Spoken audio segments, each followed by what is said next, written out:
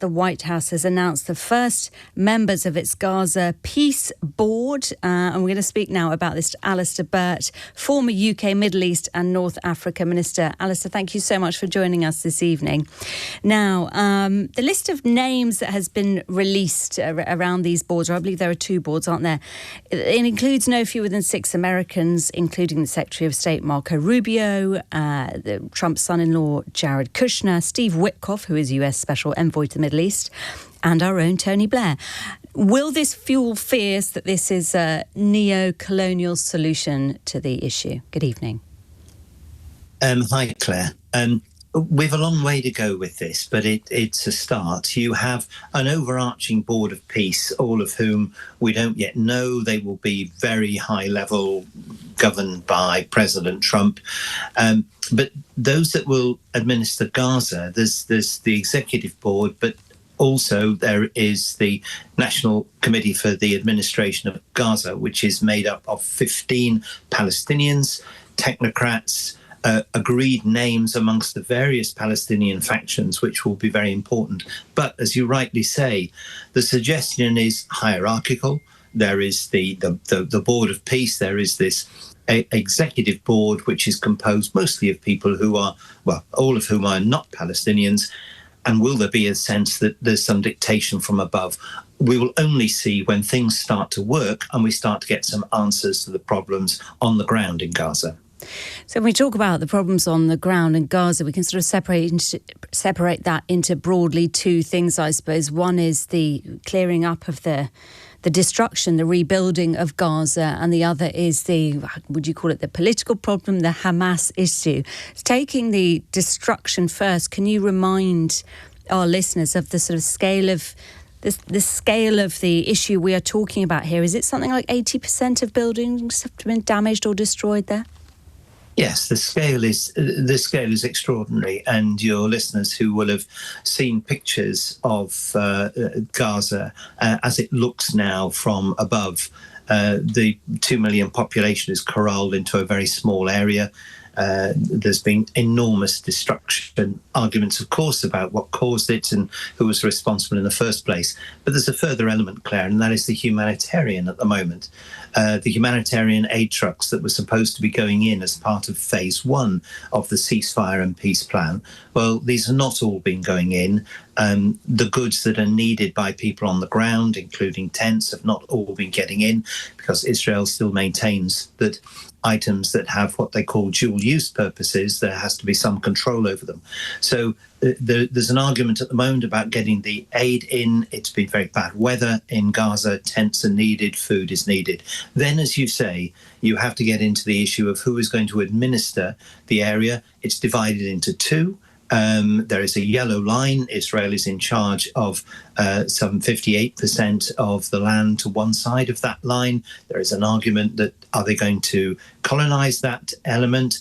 Is it going to be free? Nobody knows. And these are very big political questions, the heart of which, of course, is ensuring security for Israel and security and justice for Palestinians. We have a long way to go before we get to either.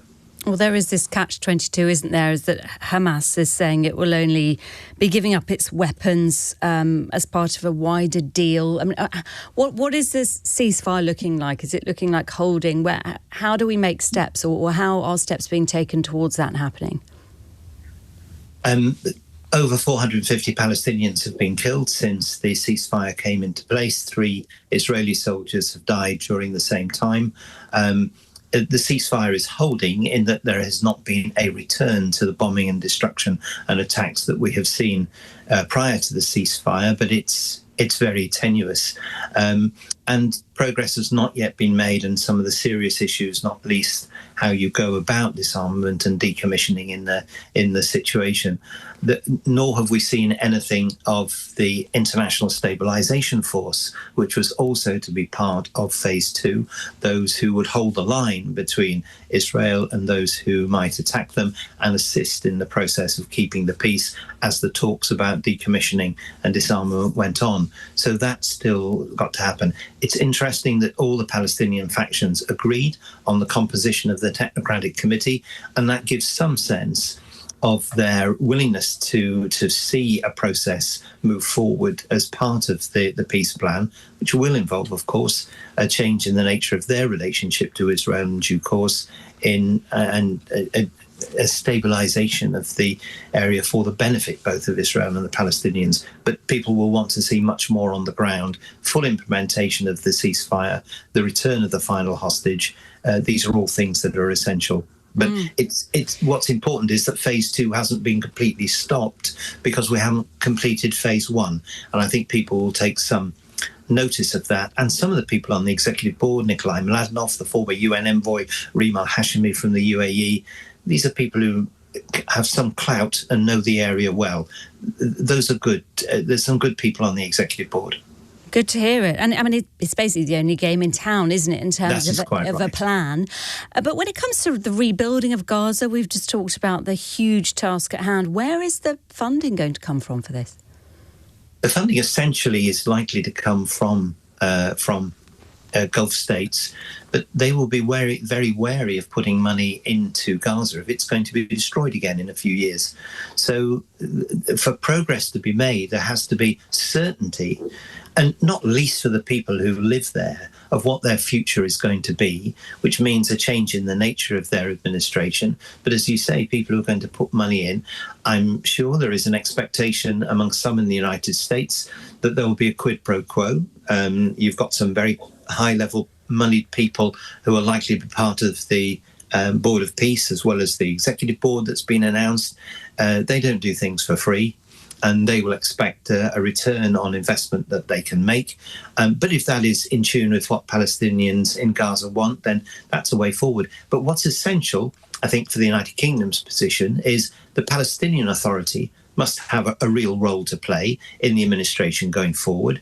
That is hotly debated by all, but it's very important that Palestinians begin to emerge as the defining factors here in the administration of Gaza. And we understand some of the Gulf states have been very clear about that to the Americans as well. But for confidence to arise to allow that to happen, it's step by step and piece by piece, Claire. And at least phase 2 is beginning, but there is much more to do. Well, let's hope it works. Alistair, just finally, before you go, just hopping across to the other big US-linked foreign policy story of the weekend, of course, Greenland. Do you think Sir Keir Starmer is treading the right kind of line on this? What sort of response would you like to see coming from the UK government?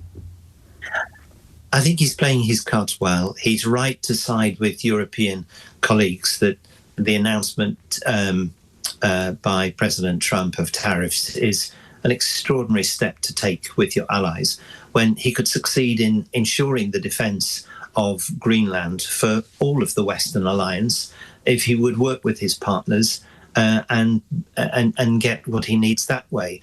To be demanding a purchase of it is plainly wrong. And Keir Starmer is right to oppose this, as other political parties have in the UK as well. This is a bad step by an ally, and President Trump needs reined in by other states and people who've formed an alliance that has been at America's side all too often in the past, and putting that at risk seems unnecessary in the circumstances where he could get the defence that he wants if he went about it another way. Indeed, unnecessary, beautifully understated. Thank you so much, Alistair Burt, for joining us this evening. Alistair is a former UK Middle East and North Africa Minister